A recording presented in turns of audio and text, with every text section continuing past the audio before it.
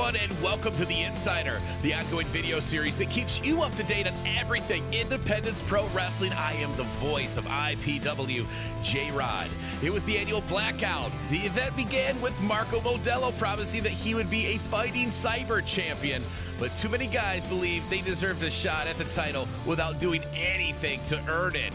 Jack Sirius would interrupt, telling Modelo that he wanted a shot.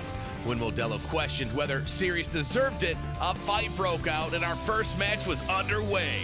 With a huge guillotine leg drop, the Cyber Champ retains. Stella Buho once again competed in an intergender match, this time against the amazing Zondo. A good back and forth until Buho started bending the rules. The women's champion took this one. We knew that Jamal King would be furious with Black Excellence after their failures at Lost and Damned, and King immediately addressed both Dior Nolans and LaDon Sanders. King said he was a forgiving leader and actually helped LaDon Sanders get the title shot that Sanders had been asking for. Instead of the rematch with Marco Modelo that LaDon Sanders actually wanted, King got Sanders a Michiana Championship match against Big Jorge. Through the match, Dior Nolans tried several times to help Sanders, but Jamal King forced Sanders to do it on his own. When Sanders failed, King rubbed it in his face. Sanders, fed up, asked King, "Are we your brothers or are we your bitches?" before turning his back and walking away. Before King could respond, TVA came through the curtain and suggested he and King get it on early. King refused,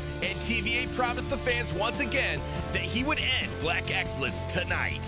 Brian O'Brien from Power 96.5 in Lansing came backstage to conduct a couple of interviews. The first one with Remnar Gutlock, where he asked Remnar if he felt that he needed Jay Lee to find success, or could he do it on his own? To which the Youper said he believed in himself. The second with Durag. Brian said Durag was about 500 with his wins and losses in IPW, making him about average. Durag got offended by the word average and started acting out of pocket. Remnar Gutlock, still in the room, came to Brian's defense, saying Brian is just doing his job. Durag and Gutlock both had something to prove and decided to go at it in the ring. As if Brian O'Brien heckling Durag in the front row wasn't embarrassing enough, Gutlock won the match by making Durag submit.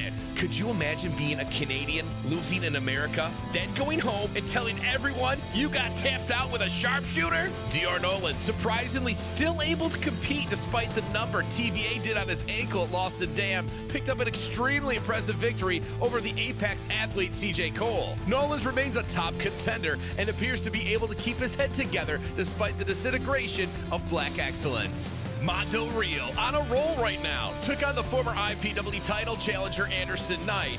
While Mondo may be on a roll, it seemed like it was just a formality that the former #1 contender would be able to take out a tag team specialist. We were so convinced that Anderson Knight would win this match that the DJ actually had Anderson's music queued up. In a shocking turn of events, Mondo Real just picked up one of the biggest upsets of the year. This should skyrocket Real's career. But how the hell can Anderson Knight rebound from this? Maybe seeing a familiar face will rejuvenate him. Knight's friend and fellow strongman competitor, the Mammoth Donovan Cecil, makes his debut this weekend at Wrestling Strikes Back. Jimmy Shalwin and Max Morrison challenged for the IPW Tag Team Championships against the Midwest Misfits. Before the match began, we saw Mondo Real again.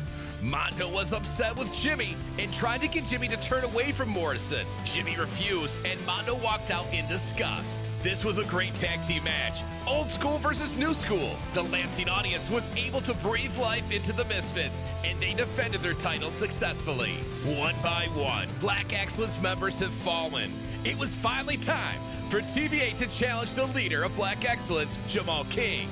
This match was pure chaos from start to finish, but things really began to get out of hand when TVA accidentally knocked referee Dave out. Dior came to intervene, but was nailed with an F5 for his troubles. LaDon Sanders came out next, and it was the moment we were waiting for. Would Sanders turn on Jamal King? No, LaDon Sanders planted a super kick right into the solar plexus of TVA, then went out of the ring and beat up both referees so that Black Excellence could jump TVA in peace. Marco Modelo came to the rescue though, but was quickly thwarted by LaDon Sanders. Sanders passed King TVA's bat, but TVA got to it first. TVA swung the bat at King's head, but missed and Jamal King came back with a devastating spear to win the match and turn away the biggest challenge to his throne yet. During their celebration, Sanders grabbed the microphone and told the fans that whether they like it or not, Sanders is Black Excellence. Sanders believes in Black Excellence, but King shouldn't be leading it. Dior should.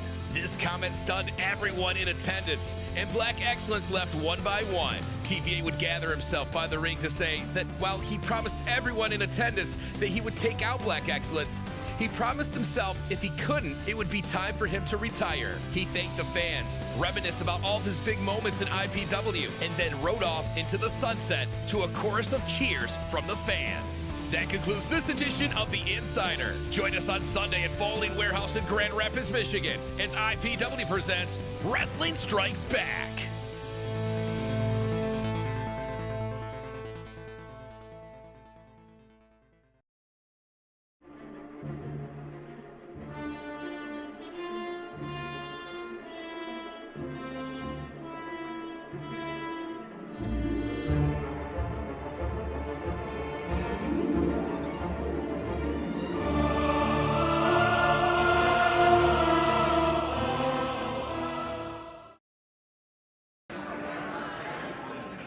IPW!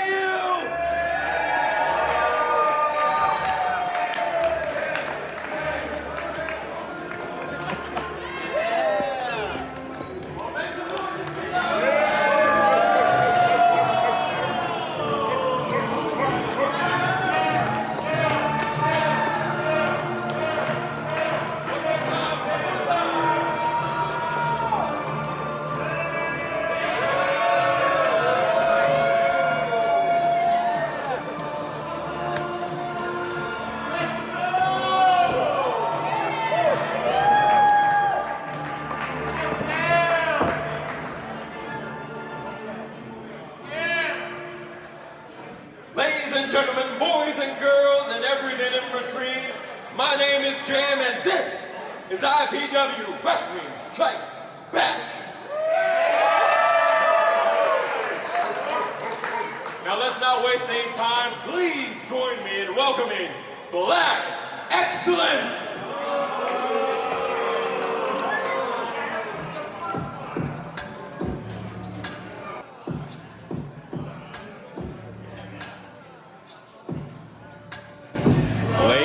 Gentlemen, it is time for IPW Wrestling Strikes Back.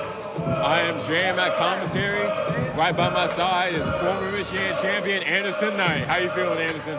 Hey man, it's good to be here with you tonight. It's kind of bittersweet watching these ass clowns walk in the ring. You got Jamal wearing the belt that I should have had, and you got all these little lackeys following behind him. What the hell is with Elijah Eros? What is going on here, man? He's trying so hard to fit in. Oh, I can say the same about this entire collective. If you missed our last show, ladies and gentlemen, Jamal defended against Terry Van Avery. TVA was unable to defeat him for a title, and just like that, TVA rode off to the sunset. He said, if I can't beat Black Excellence, then I'll just walk away. Apparently we're being asked to be silent. Let's see what Jackass here has to say. Grace you with our presence. Dior, standing right here. The great Elijah, standing right here.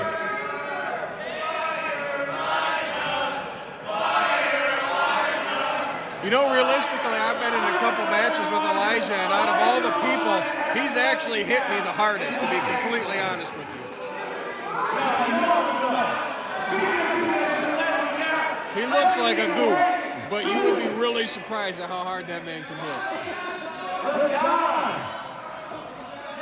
Last week you had some choice words in the answer. For me, you had an opinion. You thought that Dior should be the leader of Black Excellence. Dior, what do you think? It doesn't matter what Dior thinks.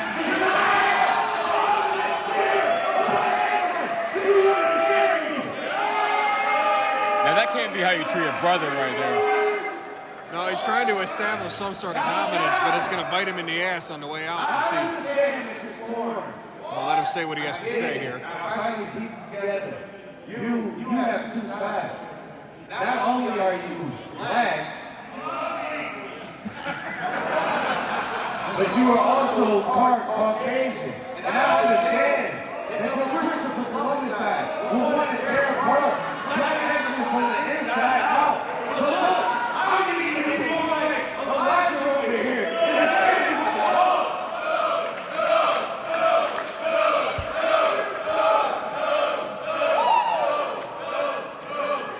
I am the only and the supreme leader of black excellence. That means I do what I want. And one of the things that I want to do was bring back Dragon to black excellence.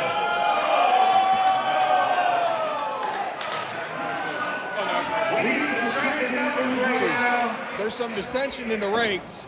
Lenon brought him to light. We got King Jong-un up in here wanting to be supreme leader, and instead of listening to his other soldiers, he's deciding to rule with an iron fist, and I think this is going to bite him in the ass.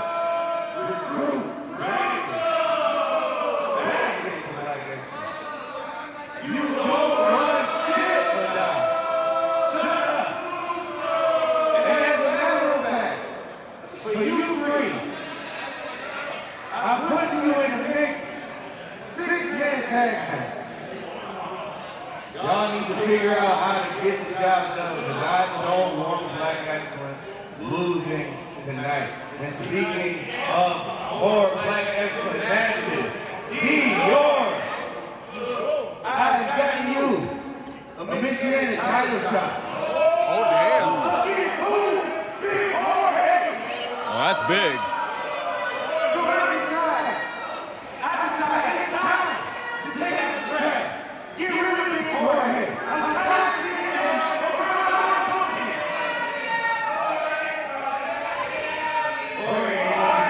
I've been in the ring with both Jorge and Dior. Both of these guys are heavy hitters, man. That's a match to look forward to tonight. Yes, I agree. I believe you.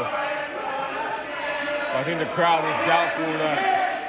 I would say the crowd already has their mind made up, but I would not count Dior out, man.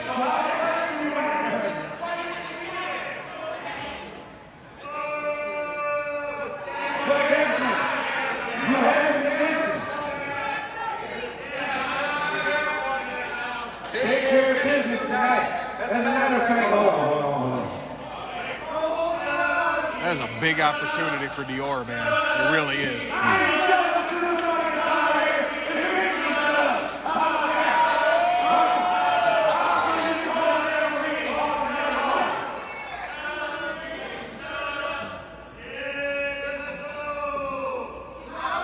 You know what? I'm an issue since I'm being generous.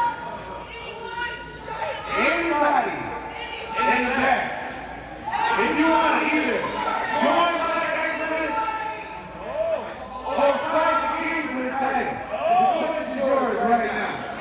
That's a big open challenge. Somebody could join Black Excellence or fight Black Excellence. I don't know if I want to fight Black Excellence with a number stacked against me.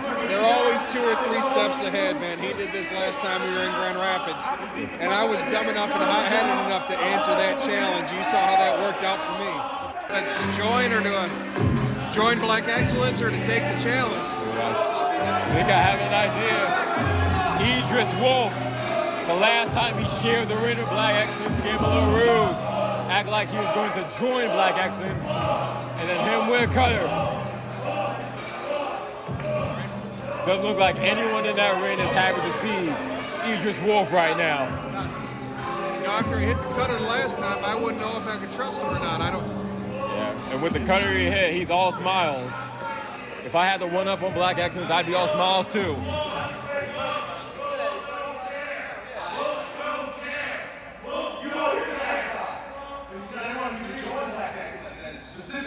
Is he related to Derek Wolf? What? You have to confuse. According to him, you belong to it. So I will allow. Better yet, I'm going to deny your invitation straight to your face. But also, you think you have to not help it, though. No, sir. The wolf is in the building. Y'all want to see me Brony's ass right now.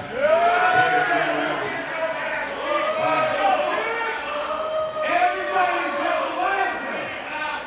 Leave.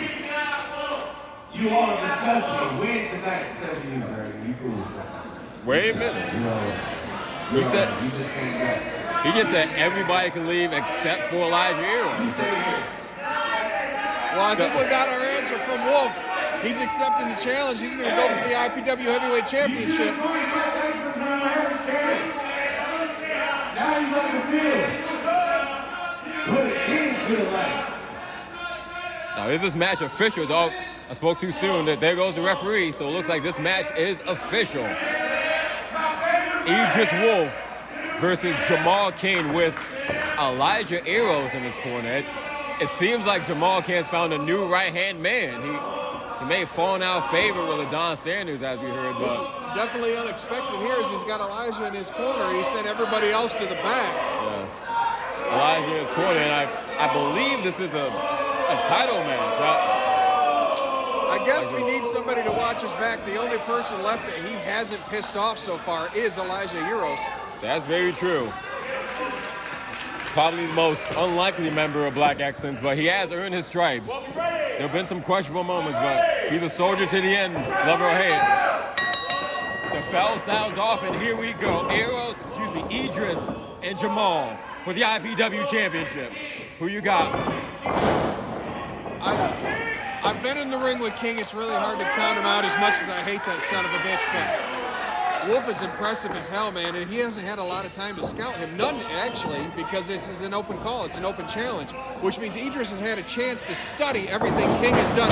With a quick arm drag, as you see, he's already got him reeling with a kip up. Taking the big man down with some quick, fast offense. Scouting him on the drop kick. Wolf has been able to watch everything that King has done up until now, and we got a quick cover. 2 only. Already a 2 count. That's very telling. You know better than I do in that ring that, like, it usually might take a little bit of time to wear down your opponent to get that 2 count, but he's already got a 2 count on Jamal. Can he get the 3? Right, he's got a hot start here, and he said, Jamal, doing these open challenges, he doesn't know who's going to hit. There's no way he can scout everybody that comes through the locker room to know who he's going to face. So this is just him basically relying on arrogance and his cockiness. And, you know, he's naturally gifted. He's a really great wrestler. But there's only so much you can really do with luck and arrogance. You know, he's got to know what the game plan is coming in, and there's no way he could have scouted for Wolf leading up to this. That's right. And I think King knows that. That's why he's on the outside catching a little bit of a breather. Draw jacket with the fans. He want to keep an eye on Idris. Big vaulting press to the outside. And the Wolf howls in the opening minutes of our contest. Watch out for Elijah here on the outside. You never know when he's going to get involved. That's right. You know he's going to. Yes, the crowd certainly needs to watch out. You never know when any of these IPW competitors get in an earshot and 2 feet away of the crowd. We've seen people fight into the crowd. We've seen them get thrown into the crowd. But they don't need to worry about it for too long as Idris rolls him back into the ring. Fall by stomp. Off the ropes. Elbow drop. He's got to keep this pressure up. Ooh. 2 count. Very close, another kick out. But I think you make an excellent point. He threw off Jamal King very early on. He already wasn't expecting Idris to come out here. He really was not expecting such a hot start. So if he keeps that momentum, keeps that speed up, he may be having a new IPW champion by the end of the night. Breaking the eyes. And there the dirty tricks right there. Spin out powerbomb. King is not opposed to cutting corners. There's no doubt about that. As he goes for the cover here, 2 count. Yes, but you can see the stamina waning down already. If he had a little bit more stamina, he could have got to that pinfall a little quicker. If he got there a little quicker, maybe he would have got the 3 count, maybe not. I don't think King expected somebody to come out with the ring full of Black Excellence. I actually don't think he expected someone to take his challenge during that opening segment. Yeah. I think this threw him off a little bit, but now he's firmly in control. This is where he's at his best. This is where he's at his most dangerous, when he can control the pace. Exactly. And not just when he controls the pace, when he knows he's in control. Up and over. Ooh, there's that signature arm drag over the ropes that we've seen so many times with King out. Snatching the sign from the fans. very proud of himself, but he's still got a long way to go before he gets himself a 3 count. Kane biding his time before getting back in the ring. Anderson, you've had to wrestle Kane on many of occasions, and including on occasions when you weren't expecting. How do you prepare for someone like Kane, about 6'8" of a man, 250 pounds, is standing right in front of you? You don't expect the athleticism and for him to hit as hard and as fast as he does. You see, Wolf came out and he hit that opening flurry, and I can tell from experience, or I can speak from experience. You know, his confidence probably went up. He thought he had King rolling, and then when King gets that one opening shot. He gets the cheap shot. It is a cheap shot, but he still gets it. And you see what he does is he picks apart slowly, meticulously, and your confidence slowly dwindles when you hit him with everything you've got, and he just kicks out, and he comes back. And you see what he's doing now. He's picking apart piece by piece by piece. It really, really hits your self-confidence.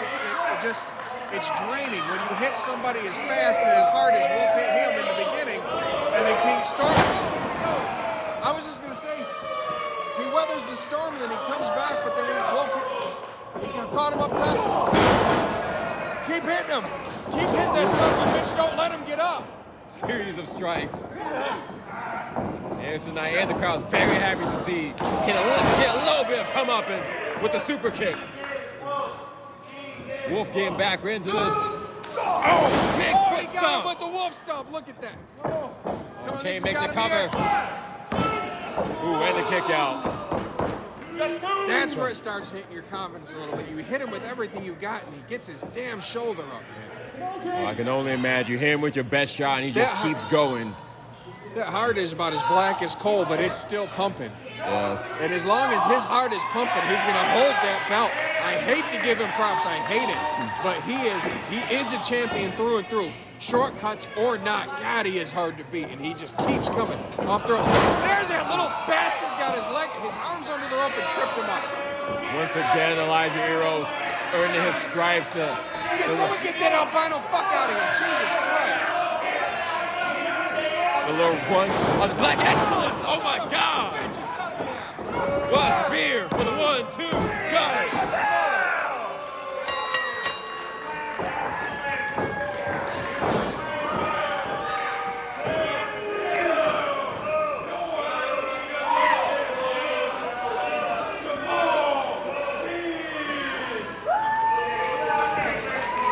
I don't know how, but he does it again. I know how. Once again retains.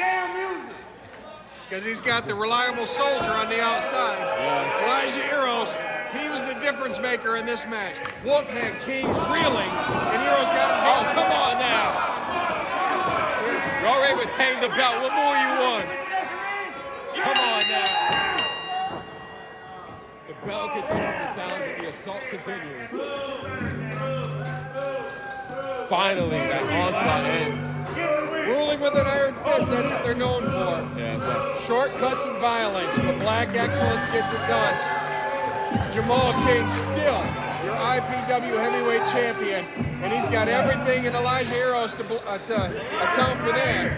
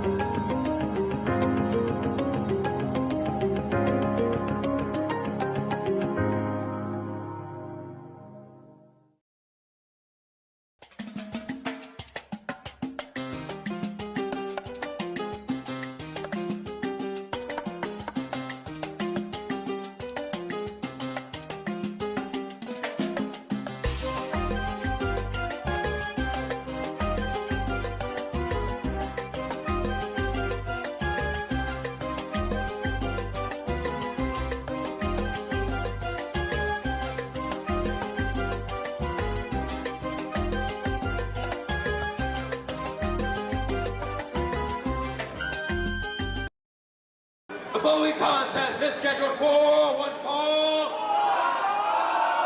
Introducing first. Let's go.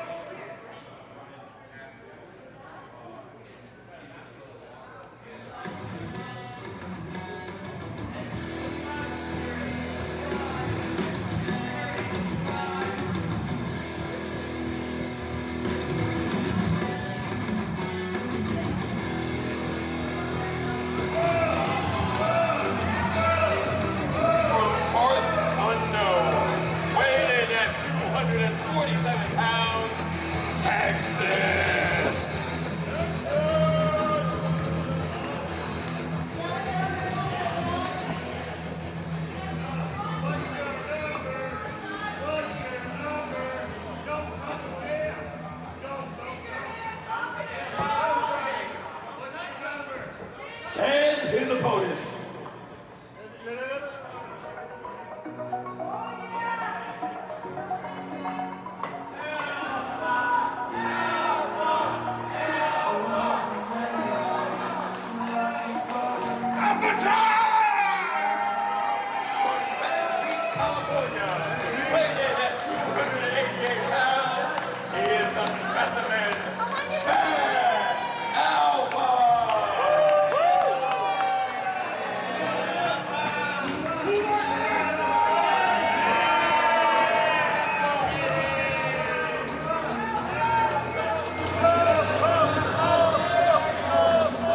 In comes Hexus and Chad Alpha. There's a lot of things I can say about Chad Alpha right now.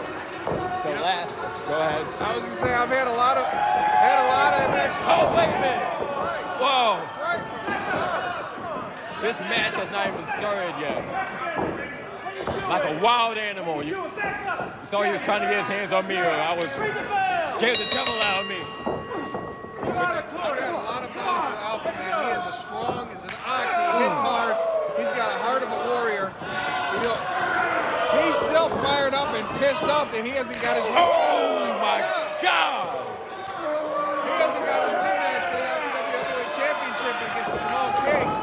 And I know he's upset that I've I've had my match with Jamal King, and as cool as we are together, and it really burns his ass that he hasn't got that rematch. You know, it's been almost a year now and he hasn't had that rematch. Yes, he's been very furious. The last time we saw him in the ring, he seems to show a sign of respect to one of our newer competitors, Prime Time Thomas Hine, but he not only attacked Hines after a match, but he put him through a table. So I don't know what to make of this attitude of Chad Alpha. To your point, I think the only way to satisfy Alpha is to give him that title shot he's waiting for a year for. Cave in his chest. As you said a minute ago, one of the hardest hitting men in IPW, and you can say better than I can, he might be the hardest hitting man in IPW. No offense, Anderson Knight. By far, he is up at the top. At the very best, he's the second hard hittest behind me. But he hits hard. He's strong as hell, and he's upset that he hasn't had that rematch. You've seen it, like you mentioned in the previous matches, he's shown a little bit of a darker side, a harder side, even a dirtier side. Big body slam there, but I can't fault him for that, man. It's been almost a year now waiting for that rematch, and it's just festering inside of him. Yes, and it doesn't help that not only does Jamal King still have that title he took from him without a rematch clause, but as you said, he's seen multiple men, including yourself, gain title shots over him when he hasn't had one since losing the title. Right, and there was just an open challenge in the match before, and I can't imagine that he wouldn't have taken that challenge. My only thing is maybe he wasn't at the curtain, maybe he wasn't ready, but could you imagine like the anger going through his mind right now that there was an open challenge and Idris Wolf took it? So all the anger that he has against Jamal and possibly even Wolf is now going against Hexus as he has him up in the air. Big jackhammer. This has got to be a 1, 2. He let him off. Oh, Jesus. He's not done. Chad. That's that anger, that frustration he's talking about. Yeah. He wants to punish, put his frustrations out on Hexus. Jamal King could be thanking whatever God he believes in that Chad wasn't at the curtain because he's got him up. That's he's almost 300 pounds right there. He's gone limp. He's gone limp. Hexus taps out. Chad Alpha makes easy work of Hexus.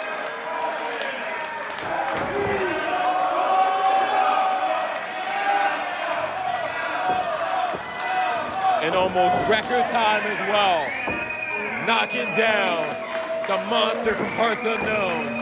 Now, when he has you up in the air and he's got one arm around the leg, one arm around the head, and he's pulling you, he's separating the vertebrae. You can feel the cartilage popping, the ribs, the vertebrae. You got no choice but to tap out because he's got all the strength in the world and he's not letting go.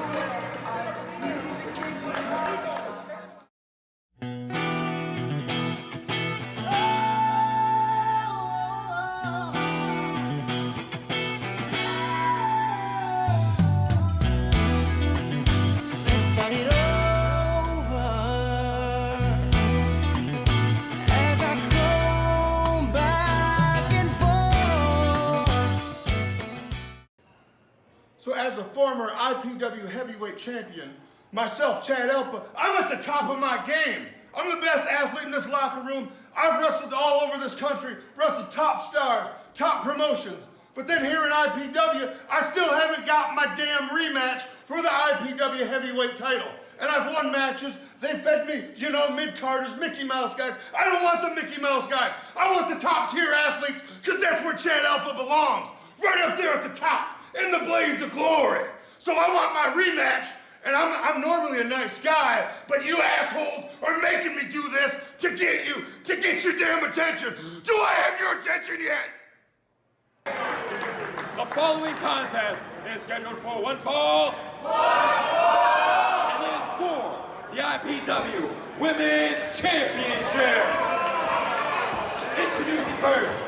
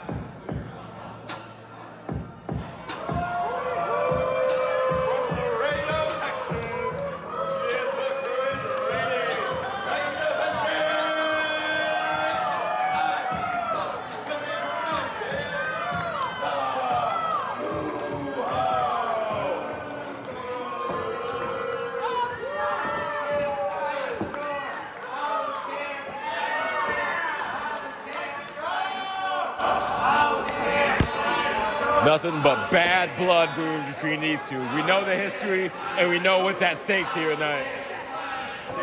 They've been going back and forth for months. Storm has been waiting for a rematch ever since Ann Arbor for IPW Hale when Josh got involved. And she has been fuming, just waiting for her rematch, and we finally get it here tonight in Grand Rapids, Michigan. And she has every reason to be fuming, because in that night in Ann Arbor, I will bet my bottom dollar that Storm Garcon will become the new IPW Women's Champion. But as you said, Josh Raymond had to intervene. But right now, there is no Josh Raymond.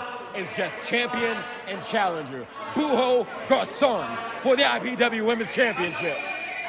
We got the main topic against the champion. Oh! Jeez. We got a bad bitch against the sour bitch, and they're about to fight tonight. Oh! Point of the hand, oh, another slap! For good measure, that's 2 slaps in a row. I don't know if you've ever been to the Gem City, but I would not smack around someone from the Gem City. She is making tracks. She is running. Yes, there's someone else in my field who once said she's running away like a scarlet dog. They're going all around the venue and through the fans right now. She done pissed off the wrong one. There's a storm brewing. Oh. Owls don't fly in the storm. There's too much wind for her wings. And Garza, there we go. She's got him. Big forearm. Now a series of strikes. This is broken down to a fight already. Oh, she's setting her up. Up in the air. There we go. Big scoop slam. Get her ass. Think she got one more? Oh, kick to the gut. Owl may be a bird of prey, but you can't fly in the eye of a storm. Slammed her down with authority on the suplex. Oh, I think she's setting her up. Into the corner, no. Oh, she caught her. She scouted that. Oh, caught her in the middle ropes. Oh, it looks like she's trying to set her up for Garza's something. got her by the hair. Careful. Referee's warning her. Oh! There Both knees to the midsection, knocking the wind out of the champion. we go. It's real hard to fight if you can't breathe. And Garza come down with double knees across the midsection to Stella. Oh, yes. She's gasping for breath right now. It's hard to do a lot of things when you can't breathe, when you've had the wind squarely knocked out of you in your midsection. Oh, but somehow she perseveres, taking a little bit of a shortcut. Oh. From our vantage, it looked like she went to the eyes there. Stella's got Storm. She's got her reeling now. I believe you're right. Stella Buho, ever since this new attitude change, it's gotten her results not only in title defenses but against mixed competition, intergender competition. But you just hate to see someone who was known for the heart of a champion to resort to just ugly tactics. Stella really was the heart of the IPW women's division, and I don't know what soured her on the IPW crowd, on the company. I don't know what it was. But this streak that she had is really, it's hard to say that it hasn't given her success. I can't agree with the way she's done it, but God, the results speak for themselves. Oh, I know what got into her. It was a little birdie named Josh Raymond.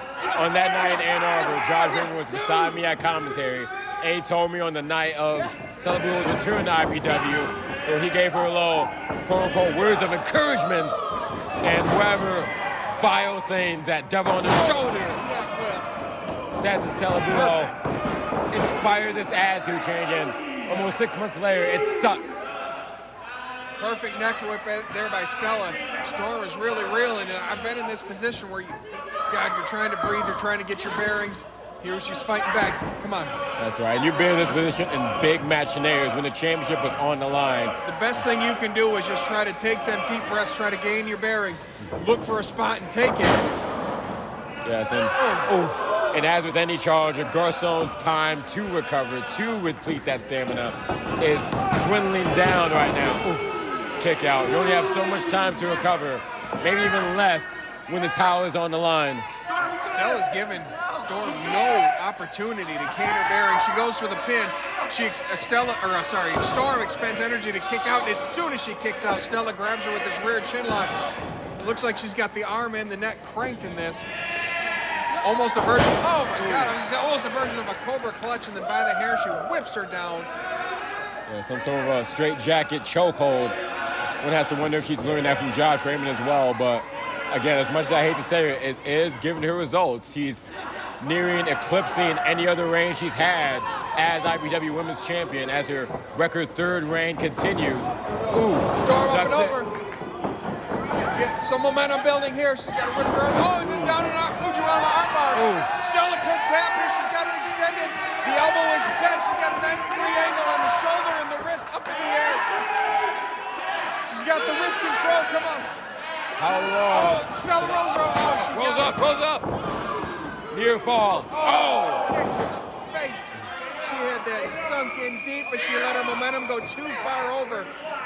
Stella was able to reverse it. She felt the weight shift across her hips. She realized where Storm was. Her attitude, her temper almost got the better of her. And Stella was able to reverse that momentum into a pinfall. If Storm could have kept her hips on the mat, she might have got the submission, but she got a little overzealous. Yes. And now because of that one mistake, the tides have shifted once more in Buho's favor. Ooh, scouts the close out. Ooh, kick in the back. Oh, she. What is she? Oh, back to the hair again. Damn. We thought she was going for that German suplex, that backpack German she loves to do so much. But I think just to animate the crowd who loves it. There is no bottom to the well of knowledge that Josh Raymond has, and you can tell that Stella has been just taking it in, because you can see hints of Josh Raymond in her offense. That's it. Now she's got the backpack sleeper. And many people have tapped out to this maneuver in the past. Will Garcon be the next as she tries to fight out of this? She doesn't have the legs locked. Storm is starting to stand up. She's on her feet. Oh, she's on noodle legs, but she's got her. Is she gonna get a backpack stunner here? Oh no, she's whipping her. There we go. Snapmare gets Buho off her back. Garcon trying to get back in this. A series of strikes, series of clotheslines. Kick to the gut. Enziguri. Building momentum, she's catching her breath. Storm she's in the driver's seat here. Stella is reeling. I think the crowd is trying to will Storm Garcon back on. I think the admiration is working as she connects with the facebuster. This could be it. Come on, 1, 2. Ooh, kick out. Of all of her shortcomings, Stella, you gotta admit that she's got the heart of a champion, and it takes a lot to put her down. Absolutely, but for how long? You've been in a champion scenario like this. How long? How do you keep kicking out? How do you stay in this when your towel's on the line? Man, if you can breathe, if you're conscious, just kick. Get your shoulders off the mat. That's all you can do. Oh, she's going for that hammer like DDT. No, Fujiwara. Oh, fights out of it. Wrestles out of it. Oh, she's got the arm still. Storm with too much power. Into Off the ropes. Oh, went for the storm cycle. Ducks the kick. Both down. Both going for the clothesline at the same time, and both are down. They know each other so well.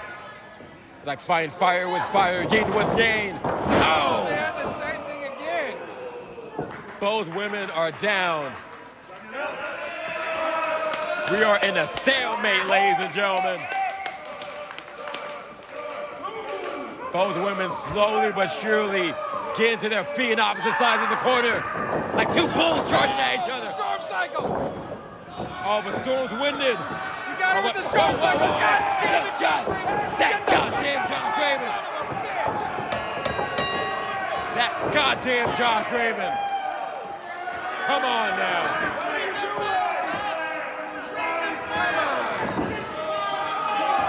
Storm had her, son of a bitch. Josh, get her Raymond out of the ring. Come on, this is a call. No! Get a little bit of a repeat of what we saw in Ann Arbor. The two P's up. Whoa, whoa, whoa, no!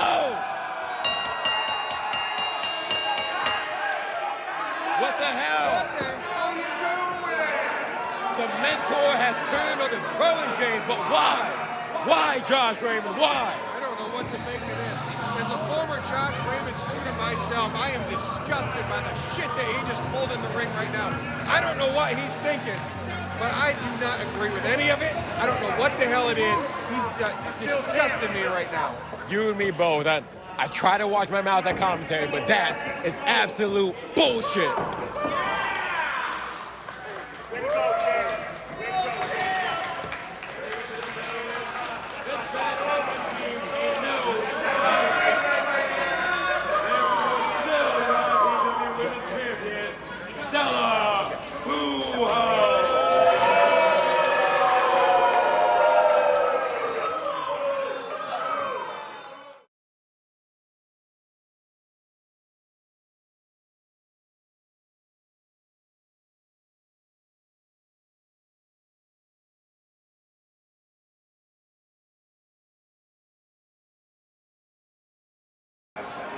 The following six-man tag team match is scheduled for one fall.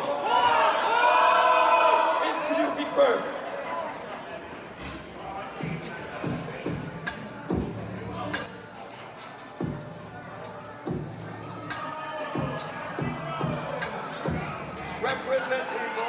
Excellence, the team of Dragon Jones, Elijah Heroes, and the God Sanders.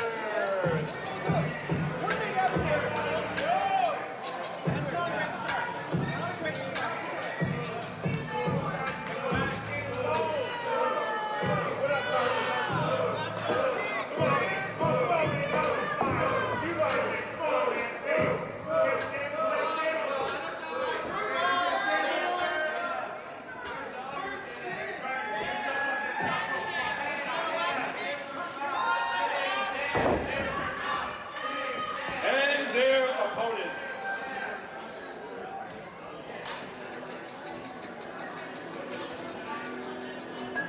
Who's the best in the Midwest? Who's the best?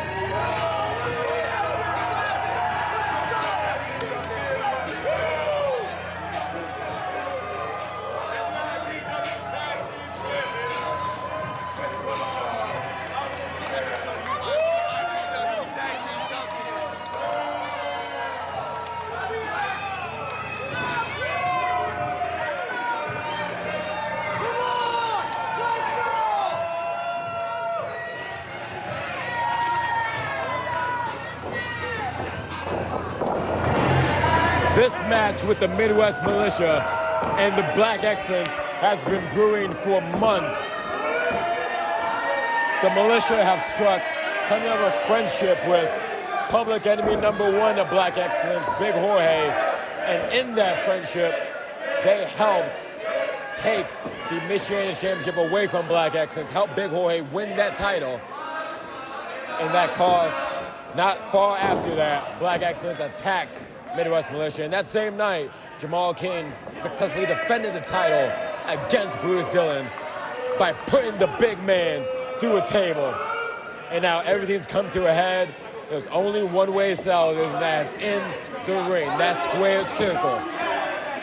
So 3 members of Black Excellence are going to represent their team as the Midwest Militia looks to handle business as Grand Rapids are fired up for the tag champs and Bruce Dillon.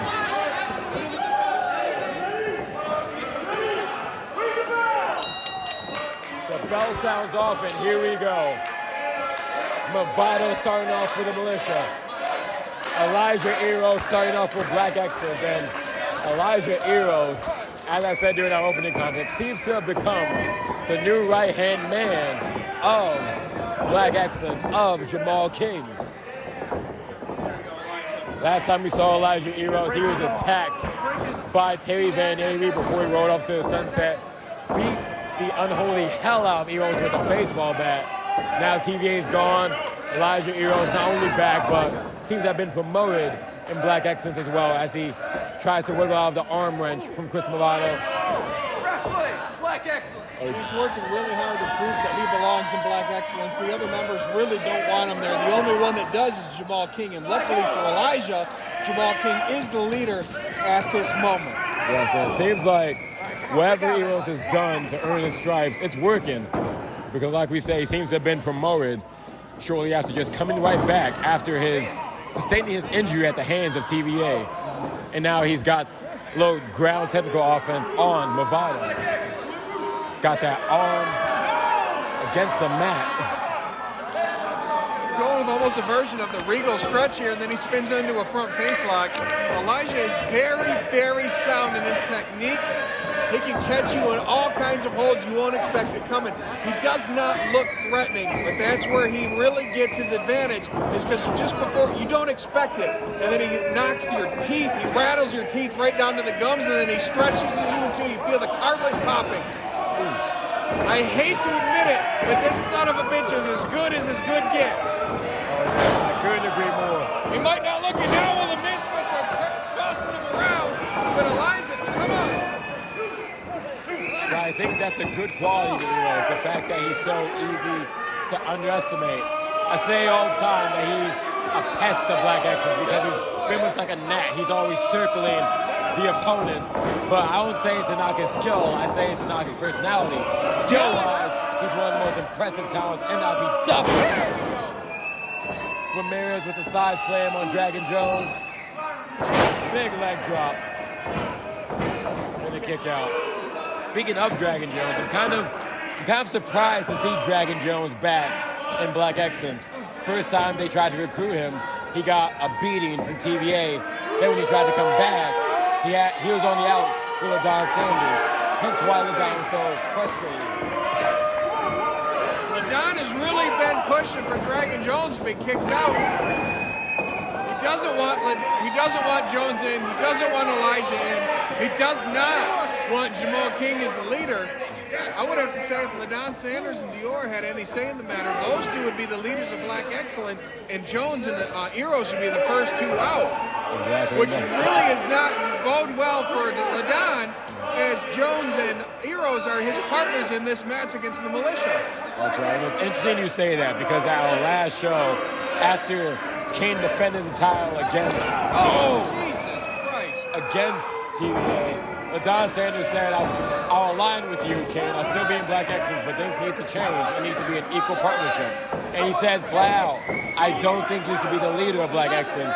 Dior Nollins should be the leader of Black Excellence. And I don't know how well Kane liked that statement. I think he took it to heart. I feel like Sanders he's playing the long game. He's playing chess while everybody else is playing checkers. Because why would you not want to be the leader yourself? He's putting the focus on somebody other than him. I feel like he's a snake in the grass, man. LaDon Sanders has his eyes a lot higher than Dior being the leader. I think LaDon wants it all. He could be. From what I understand, him and Dior Nollins have gained a genuine friendship, a genuine brotherhood.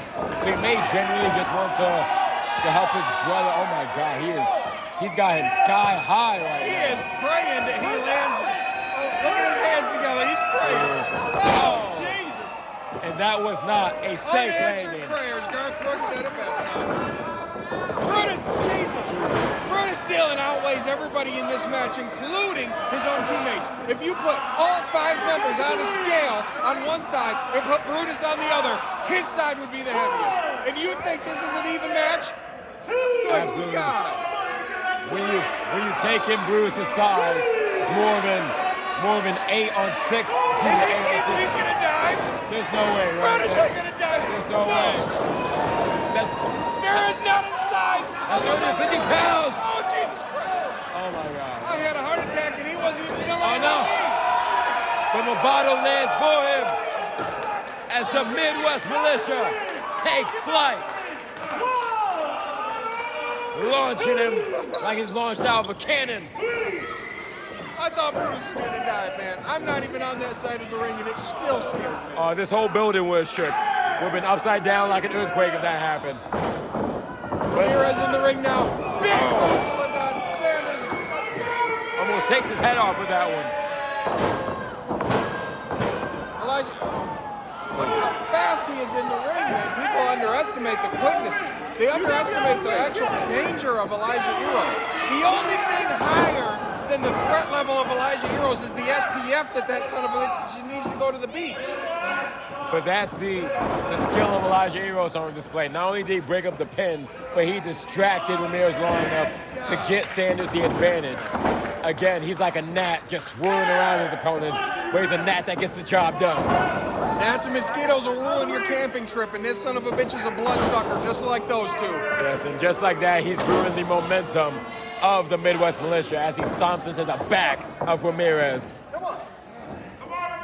I gotta give him props though. The only thing that won't make him look as pale is white, and he chose to wear white tonight, so you can't quite tell that he's missing, the tan. Yes. He's got the excellence now. Yes. It's the pigmentation he's struggling in. Correct. He's making up with what he lacks in. Let's put it that way. He may miss the black part, but he's certainly excellent. There's no denying that.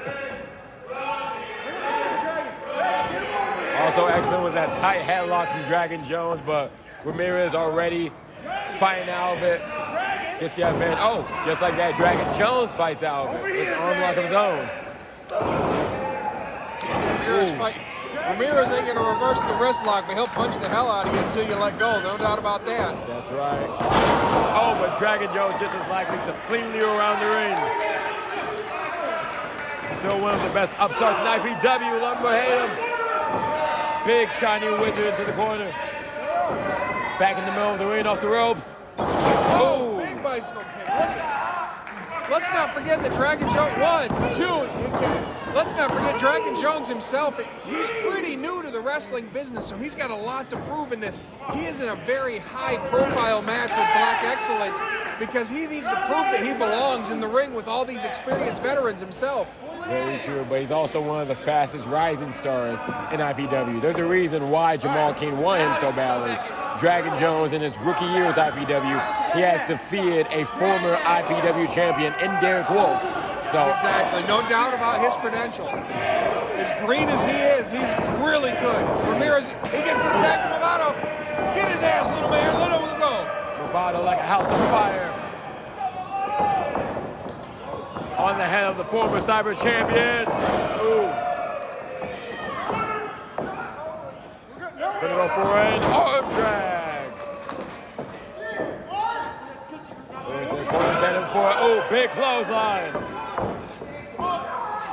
And if there's one thing Movado loves to do, he loves to fly. Crossbody. Come on, let's get him. Kick out in the nick of time. He ain't winning any beating contest, but he might win this match. Yeah. Ugly son of a bitch can really kick ass when he puts his mind to it. The rough house of the Midwest Militia. Setting up without, gets flapjacked on the top rope. Man, people, they sleep on the experience of Ladon, man. He knows. Get it. He knows the shortcuts to take. He'll use the momentum against him. A lot of his career, he was the smaller man. It's not very often he gets to be the bigger man in the contest like he is now. But he knows all the tricks that it takes to get the advantage. Yes, at one time an underdog, he is very much taking advantage of the size advantage, the real size advantage he has on his opponent this time. In comes Elijah Eros once again. Eros back in. Oh, yeah. Going for something. Bruce Dillon didn't like it. He keeps Movado in his corner. Oh, he's taunting both of them. Jesus, look at him go. Oh, look at the dog. Look at the dog. Elijah Eros is like a chihuahua when someone knocks at the door. They don't know how small they are, but they're going to keep barking. The only thing this man fears is sunburn, because he's got no fear in that ring. And that's that gnat quality we've been talking about, the mosquito. Oh, sick-ass backbreaker. Look, the unexpected power as he swings him around and drops him. Look at that. And the kick out. But that's what makes Elijah Eros so useful. He knows how to pick his spots, pick his opportunities to distract the referee, annoy his opponents, to give his other man, his better half, the chance to take out the opposition. Ooh, sunset flip. Ooh, kick out. He's got, right down. People don't understand this, but Elijah's got less than a year of experience. He is pretty new. He's been trained by one of the greater wrestlers in the Midwest, Jake Oman, and you can see a lot of that experience through training in the way that he wrestles. He definitely soaked up the knowledge of Oman. He wrestles like somebody with at least 10 years of experience, and he's got less than 12 months in this business, man. Exactly, and that's Elijah Eros, another fast rising star in IPW. Look at how he met Elijah Eros. I believe his first match in IPW was the IPW Rumble, which miraculously he managed to win to get a shot against your title. And to his credit, he did take you to the limit. The first match he had was against me, and I knocked him the hell out. The second match he had in IPW was against me. He fought a little harder, but I knocked him the hell out. The third match he had was still against me. And he got better every time, and I can't stress enough that the way that he adapted, if I didn't outweigh him by 100 pounds, he may have won those encounters. Elijah Eros has got the heart of a heavyweight with the size of a cruiserweight. I just wish he was around a better following, so to speak, with Black Excellence here. A bad influence, if any. He's still trying to prove he belongs, and I can't disagree with the fact that he is one of the best uprising stars IPW has right now, and I believe he is a top performer. I just don't think this faction is good for him. I don't feel like they have his best interest at hand, and I think he's so green he doesn't want to see it. I can almost say the same about Dragon Jones, as we just saw Dragon Jones forcing a tag onto Don Sanders, and they had a little confrontation a second ago, so one has to wonder if this bad blood brewing between Sanders and Jones, how long until that weaves away into affecting their cohesion so far? Right. Militia on the outside just chomping at the bit to get in. They're really, really working over Malvado here, and he keeps fighting. You can tell his heart is just beating. He's into the fight. He's not doing a whole lot of damage, but man, he's keeping it up. Yes, we got a couple strikes there. Oh! And just as I say that, he takes him out. He drops Elijah to the mat. Come on! The Midwest Militia like a pack of Rottweilers, ready to break the chain. If Excellence was on the same page, I feel like this match may have been over already. They've slowly got in the groove, but a little too late. Malvado's getting to the corner. If he tags in Dylan, I can't imagine there's a lot of time left in this match.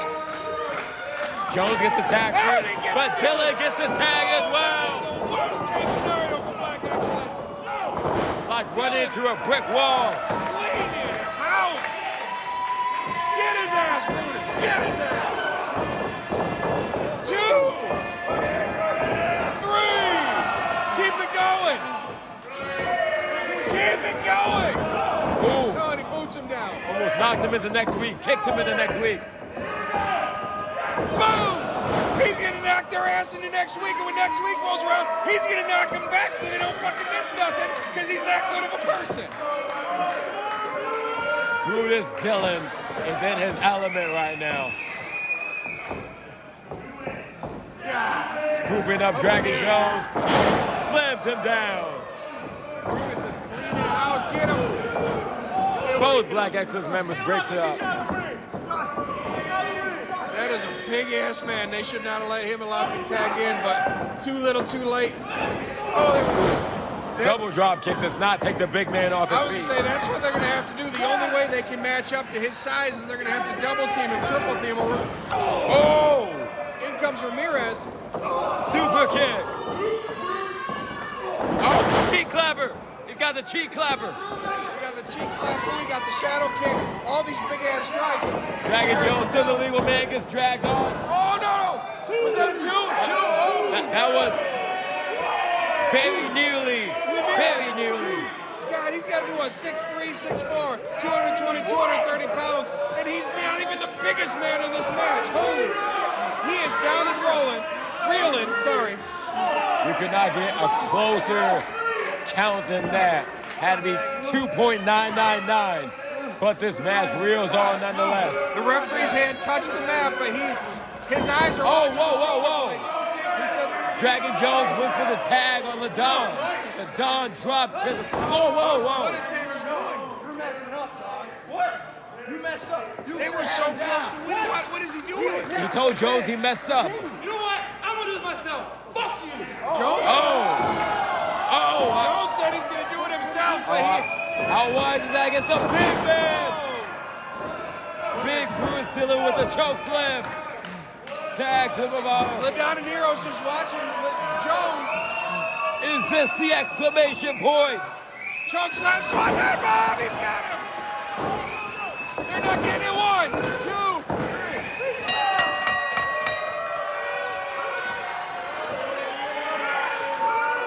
Ladon Sanders and Elijah Burrows just left Dragon Jones to the Wolves.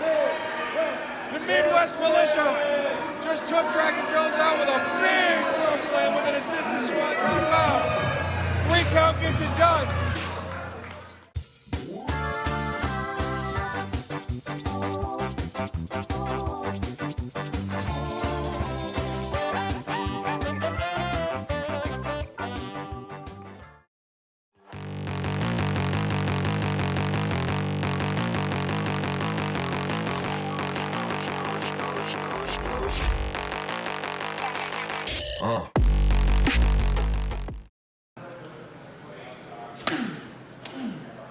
Yeah!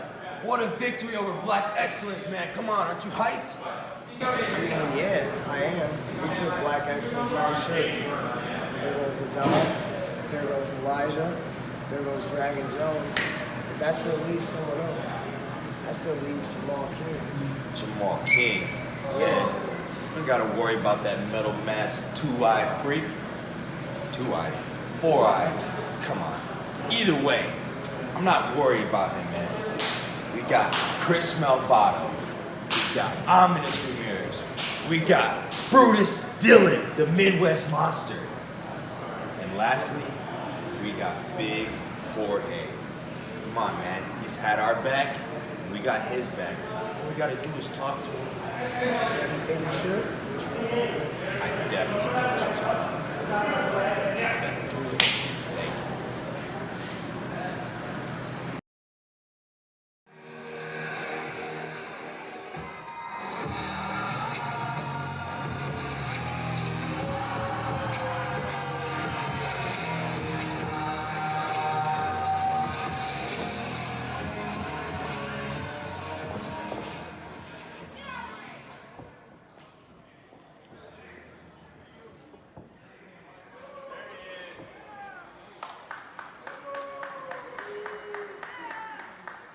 I don't know if you saw earlier, but I beat up some bitches. Language is uncalled for. See, last time I was here in Grand Rapids, I tagged with my student, my protege, Stella Buho. We took on Storm and this crazy broad named Larkin. And I was very disappointed because we didn't win. Now see, I didn't lose, Stella lost. See, I could never lose to a woman.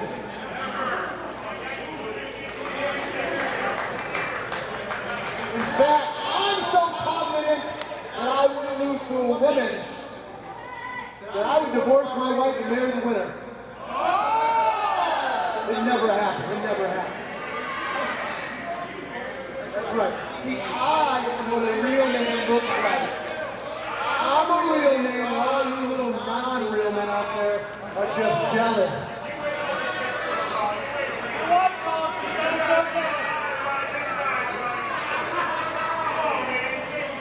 So as a real man, I'm issuing an open challenge to any woman in the back. Lucky for them, if they win, I will divorce my wife and marry them. That's what you have I've always wanted. They can stay home, raise some children, get pleasured by a real man every night. Well, these are some big stakes going into this open challenge.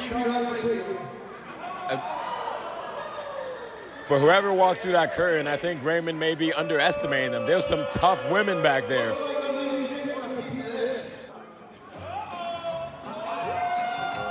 Oh.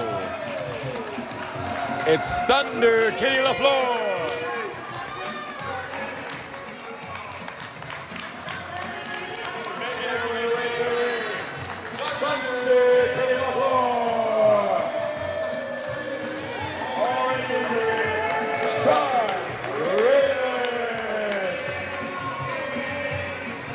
Well, we have a referee in the ring now. This match is official. All that's missing is someone to ring the bell. Now, I don't think Thunder Kenny LaFleur cares to...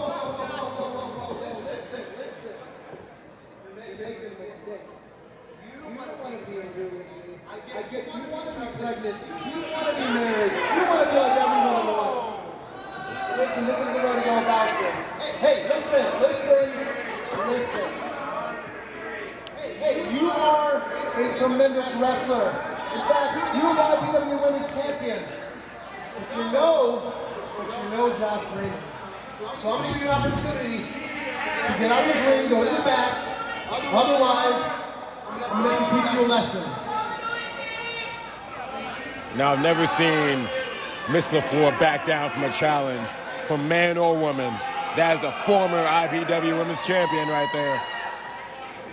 You know, I've seen Josh do some shady things over the years, but I don't understand this new side of him where he went after Storm, he went after Stella, now he's going after... I've never seen this side of Josh Raymond. I don't get it. You know, I've seen him in IWA Mid-South. I've seen him on Wrestling Society Action. He tagged with White Trash Johnny Webb. You know, he has been all over the world against some of the top-class athletes, and he's never backed down from a fight. I've seen him in the corner of Dan the Beast Severn. And now he's attacking all the ladies of IPW. Nothing against them. Like, I don't understand what his game is. What has he lost a step? Has he lost an edge? Like he think he needs to bully people smaller than him? Or I don't get it, man. I've never seen this side of Josh Raymond before. Well, you may have a point right there. Let's not forget that not too long ago, some months back, he did lose a rematch to Terry Van Avery, and that may have shaken his confidence. And we did not see Josh for a very long time. In fact, the next time we did see him was when he attacked Storm Garcon on that fateful night in Ann Arbor. So that may have broke something inside him. If you think about that with him and Terry, he helped train Terry. He brought Terry Van Avery in. I won my Michiana title from Josh Raymond, who was my trainer. Was it, some of his students getting the better of him? Did something mentally just break in his head where he thought maybe he lost a step? I don't know. He taught me everything I knew. I'm sure he taught everything, Van Avery knew. And then we beat him. We bested him. But that's not saying he's not a great wrestler. He is. He's a great competitor, but maybe something broke in his head. Now he's got to establish dominance over people that he's bigger and stronger than. And I've never seen this side of Josh before. Yeah, so I'm unlucky enough to say that this is the only side of Josh I've really known. I'll never forget my first night in IPW was IPW War on the Shore, where he turned his back on Terry Van Avery. And I've heard so many stories like yours of how Josh Raymond has trained so many people of the IPW roster, how he was a man of respect, gave respect, earned respect from so many people, but that night on the ship just changed him, I think. And he's never been back since. And this is the wrong woman for him to try to go against, because if you remember a couple months back in the Battle Royal that we had here in Grand Rapids, I was in that Battle Royal, and Thunder Kitty was one of the competitors. And I'm going to tell you, some of the forearms that I received from Thunder Kitty, they rocked me just as hard as some of the other guys on this roster. Oh, speaking of getting rocked. She's not going to just roll over and submit to Josh. She's going to take it to him, and she can give back as much as she receives. Well, she's going to need to start giving back very fast and very hard, because she is on her back on the floor after getting clobbered into the crowd. I was going to say Thunder Kitty, I don't think she came out caring much about this challenge that Raymond says about leaving his wife if he's being by a woman. I don't think she cares about that. She doesn't care about being pregnant, as Raymond says.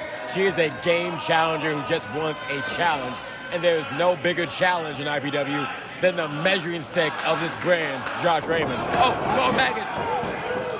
Kick out. She almost got him. Ooh, but he got her right back. Not very many times have I been the smaller person in a contest, but it has happened.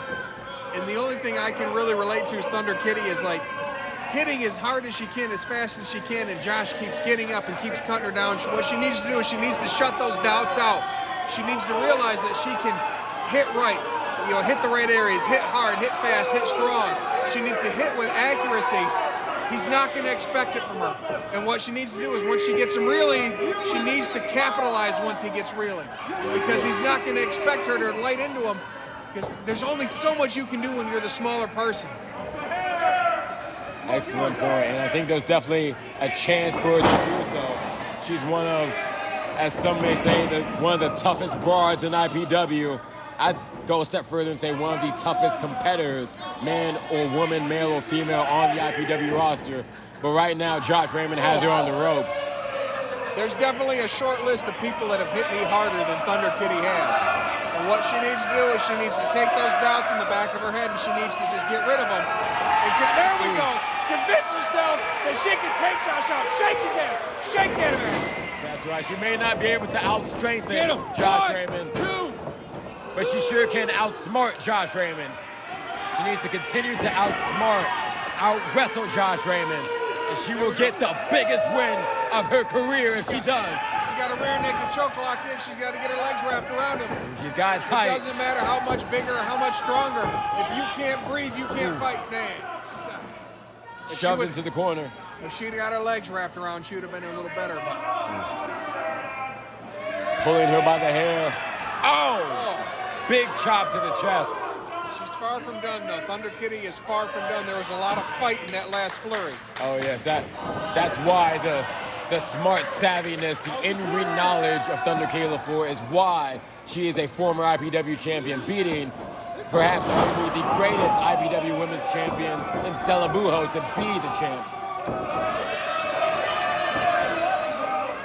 They say that to be the man, you gotta beat the man, and Josh Raymond is the man of IPW. Think about what a win like this does to Thunder K. LaFleur. I would have to say that would skyrocket her right to the top of contendership if she could beat Josh Raymond. Yeah, she doesn't even... I would have to say she could choose between the women's title, Michiana title, or heavyweight title if she's able to beat Josh Raymond, because he's held the Michiana title. He's been the heavyweight champion. If she can beat a former champion, she has her pick of the draw.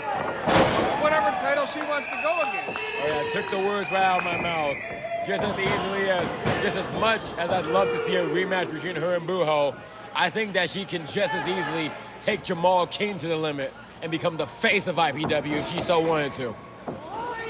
Thunder Kitty actually in control now. She's got a little bit of flourish. She's going back. She's trying to get that chokehold in again. She's going back to the neck of Josh Raymond. Yeah, she's trying to get up there. Maybe trying to get that grapevine you were talking about, that guillotine wrap around. And, oh, no. Snap by the hair. Stomps her right in the face. Yeah, so no stomps definitely aren't necessary. You know you already have the advantage. You don't have to do bullshit like that. Well, a stomp is legal, and I'm going to say, regardless of how I feel about Raymond, if you can get a shot, just get a shot. And that stomp to the face, it ain't pretty. Oh, but what they say, gritty isn't pretty, and gritty gets the job done more often than not. Son of a bitch, he's got her in the... She's tapping. She's tapping. Let go.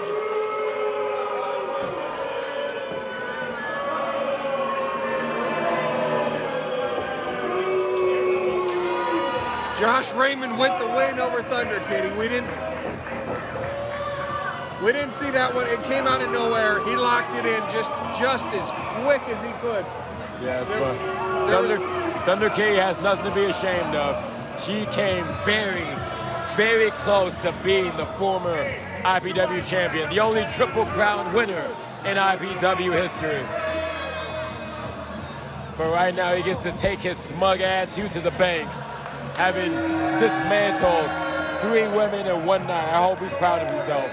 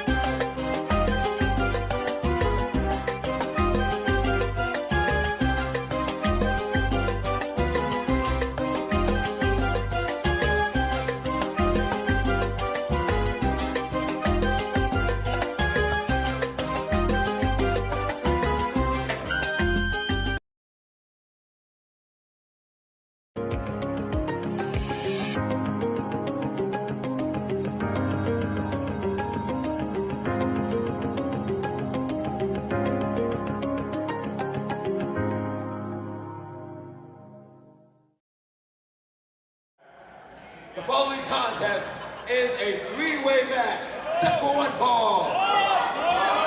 And it is for the Cyber Championship. Introducing first,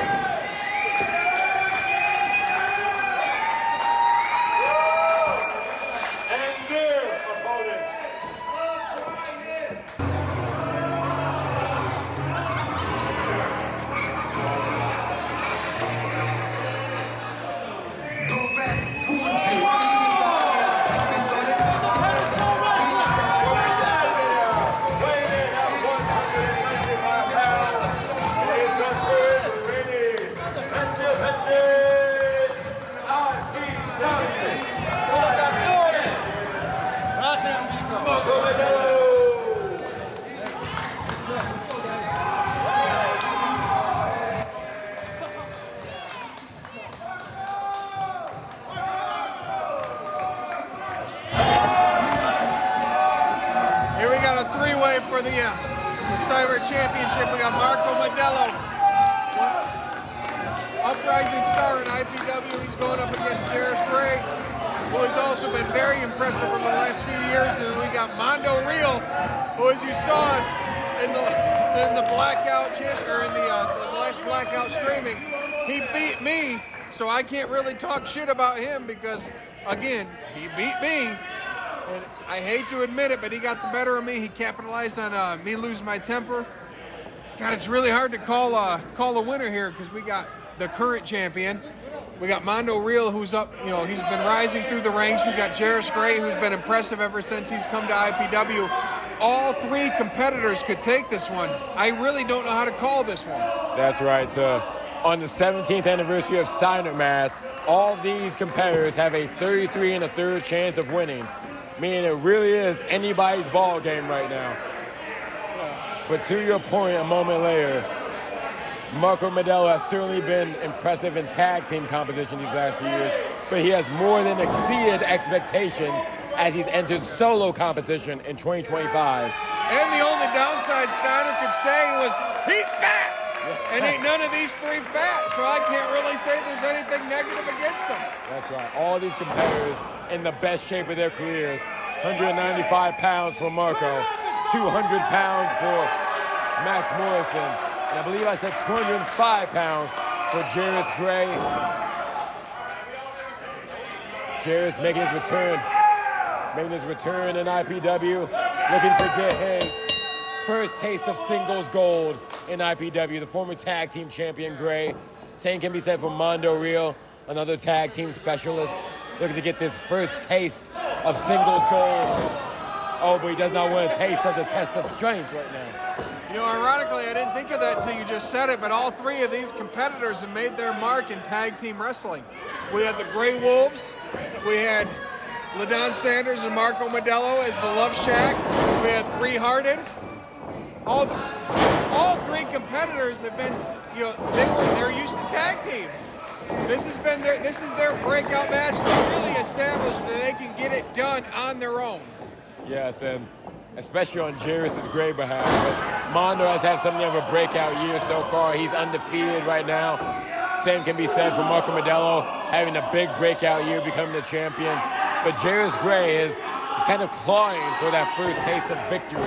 He's had his upsides, his downsides coming back to IPW, but nothing will put an explanation point quite here, quite like becoming a champion, a singles champion. Big splash in the corner. Here's Modelo. He's taking it over. He's got something to prove. There's that signature springboard clothesline. Look at that. Good. The athleticism in this man. Jairus Gray hunting his opponents, scouring them like a wolf, so to speak. Channeling his inner Kevin Nash in that fringe there. He was about 1.5 feet short, but he's got all the heart. Big punch, big kick, another punch. I believe we have an alliance on our hands, as in Marco's words, and I quote, "That's the dick," and they are targeting the dick as we speak. And Mondo's in trouble here as we got Marco and Jairus. Oh, he's got them both. Shoulder block. And the dick is still in this. I repeat, the dick is still in this. Whether they want to hear it or not. What you got to watch for is, Mondo Real, man, he's been cutting a lot of corners lately. You got to watch for them brass knuckles. He'll pull them out of nowhere. That's right. Big insecure. He's got all the tools it takes, but he takes, backstabber, son of, look at all the stuff he can do, and yet he still resorts to shortcuts and cheap shots. Watch out for, I haven't seen the brass knucks fall out of his tights, but he's not going to be as obvious to keeping of his tights. Which one of the corners do you think he got the knucks in? I bet he's got the ones closest to us. If he pulls those brass knucks out, I'm going to throw this fucking hammer at him. Yeah, you might be right, but correct me if I'm wrong. In the rules of a three-way contest, this is a no disqualification if I'm not mistaken. It is a no disqualification. I'm going to throw this hammer at that son of a bitch if he pulls those brass knuckles out. And it'll all be legal at the end of the day, but he may not need them as he gets Jairus Gray for the final carry. DVD. Driver. He's going to flip. And he connects. But Marco breaks up. Marco's watching. He's got to be really careful. He can lose the championship without being part of the fall. That's right. He doesn't even have to be in the ring for a decision. That's simply the three-way rules. Mondo can pin Jarris, Jarris can pin Mondo, and we will have a new champion. Whether Modelo is factored into that or not, but he does factor into that jawbreaker against the, fall by a kick to the chin. Now that was a big roundhouse kick. Nearly knocked Mondo out. He's dazed in the corner. Ham Scout, sunset flip springboard. Jesus. Hit him, you stupid son of a bitch. You can win the title right now. You would think he would do that. He might want more than a pin. He seemed to signal for the end for a second. His ego's getting in the way is what's happening. He could have won it, but he's going up top. Oh, he wants to win with style. What is... Oh, he thought he was going for the hyphenator. It's like he tried to fly and teabag him, and then he slapped him in the chest. You could have won the belt, you dumbass. Yeah, he doesn't want to impress the fans. He just wants to piss them off, tease all the moves they love to see, just to agitate them. But this is the maneuver he's technically been winning with after he knocks out his opponents. The high-angle Boston Crab. Get him, Jarris. Get him, Jarris. Ducks a series of punches. Oh. Complete shot. Tried to lock into Boston Crab, and Gray got him with the flatliner. Don't let that stupid son of a bitch win. Hit him. Shoulder block into the corner. I'm sorry, I'm trying to be partial, but I just don't like that bastard. Mondo. Get him. Big kick to the jaw of Jarris Gray. Kick real. Kick Mondo. Don't kick him. Alliance against... Oh! Shotgun drop kick into the corner. Ducks it. Jarris out of the way. Springboard up and over. Sees it coming. There's what is going on? Oh! Sends him to the outside. Now the champion's alone in the ring, but the only way to win this is if one of those challengers are in the ring with him. Marco Modelo's looking to fly. He's going to join them on the outside. Tope Canelo. All three men are down. Marco back to his feet, the first back to his feet. Sending Mondo into the ring. Oh, I think he's going to go for that leg drop he loves so much. He's going to get in with that leg drop. The move he's won so many Oh, he matches. missed it. No. Mondo saw it coming. Oh, backbreaker.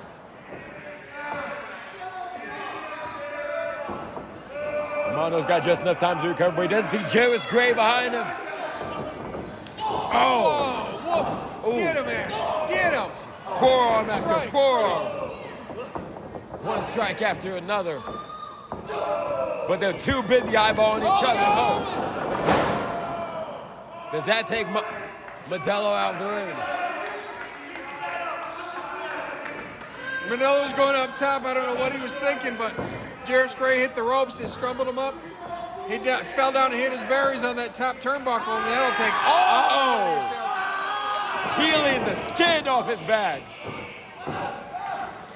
Jarris Gray throwing Mondo Real out of the ring. Pushing him out. Jarris Gray, he's got Modelo right where he wants him. The crowd firmly loves behind the Gray Wolves. Look, firmly behind Jarris. I don't think the crowd would care as long as Mondo doesn't walk out without that belt. Very true. He should have focused on Marco. He got him. Unbelievable. Oh, but Mondo's got the grab. He's got the ducks. He's not base after. He's got it. He got him with the Unbelievable, which is Italian for break your leg, which you know you were in the theater. The theater term for break a leg or good luck is Unbelievable in the Italian. And that's what he calls that guillotine leg drop. He came off the top. Marco Modelo is still your cyber champion. Yes, but Mondo nearly had the match in the bag. On the outside, he was gesturing to the crowd that he's got the brass knucks, but he was gesturing long enough that he did not see the pinfall attempt, and it cost him what could have been his title. There he goes. Off the top rope with the Imbaluka, and he puts this match away. 1, 2, 3. Marcos Modelo is your IPW Cyber Champion. I love IPW. Terrence, thank you.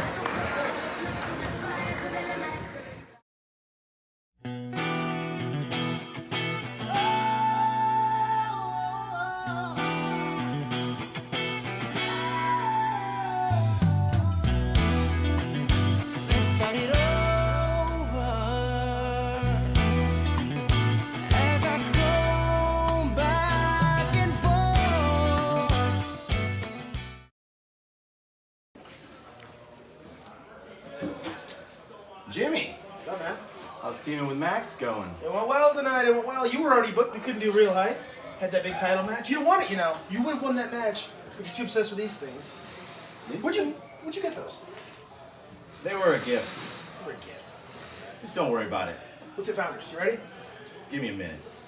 Yeah, hurry up, man.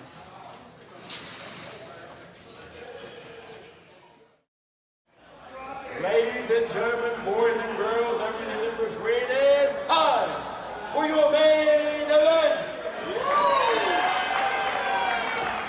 The following contest is scheduled for one fall.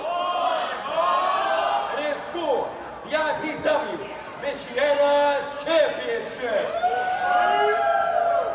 Introducing first.